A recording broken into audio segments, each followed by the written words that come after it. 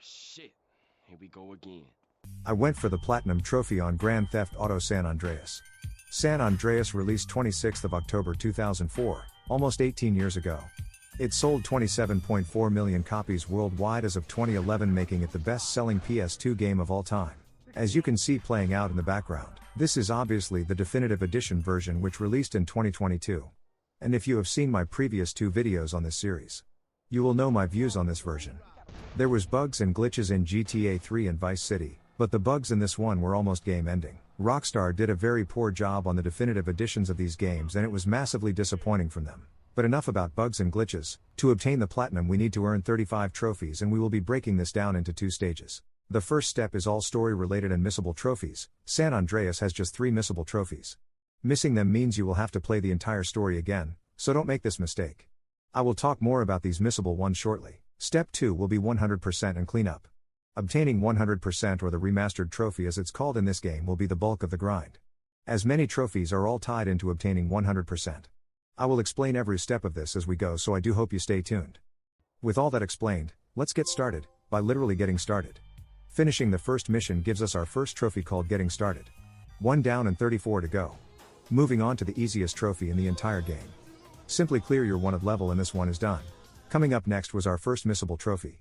And this one is called Assassin. Basically you need to steal Mad Dog's music book by breaking into his mansion, without being detected. Why they thought a stealth mission was a good idea with these mechanics I will never understand.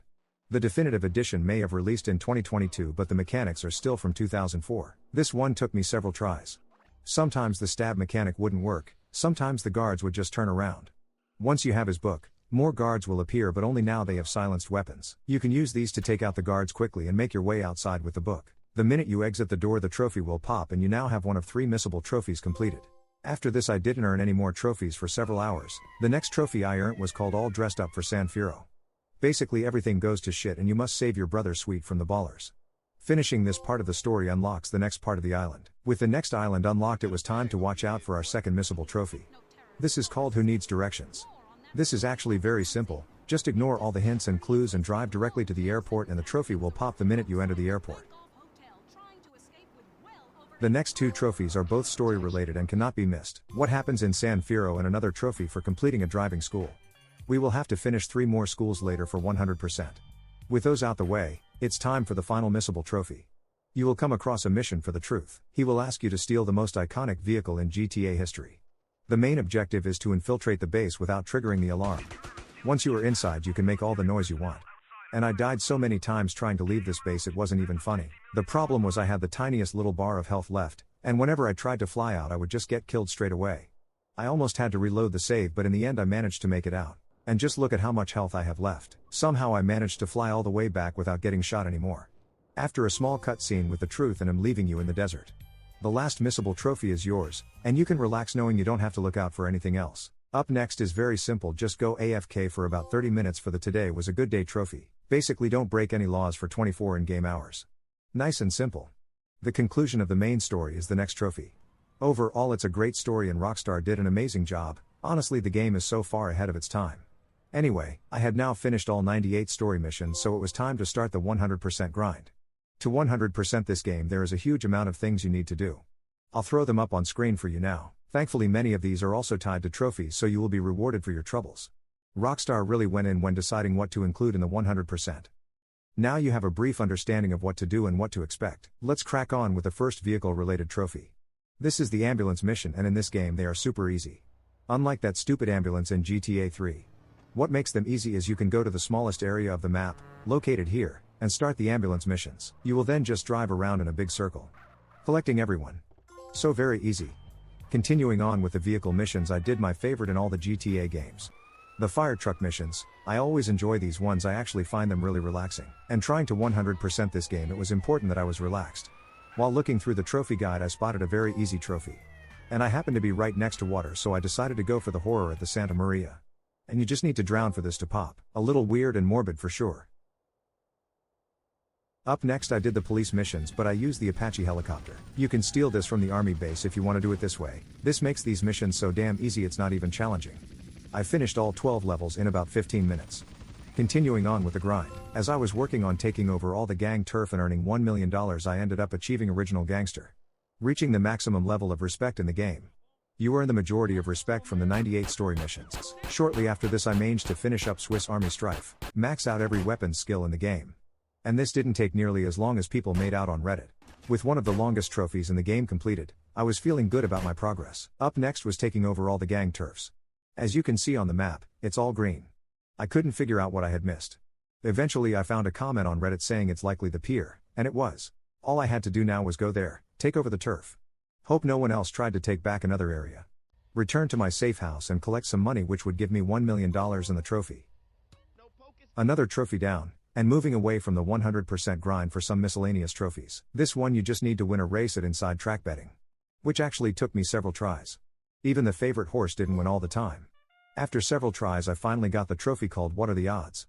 After all the gambling was done, I was super hungry so I ended up buying everything in the shop, to raise my fat levels to maximum, earning the with extra dip trophy. And shortly after this another for ordering everything on the menu for the trophy. I'll have 2 number 8s. After reaching maximum fat level and feeling disgusted with myself, I decided to get buff and reach maximum sex appeal. The easiest way to do this is max out your muscle stats at the gym, buy some nice clothes and get a nice car. You can find a full description of this online if you're struggling.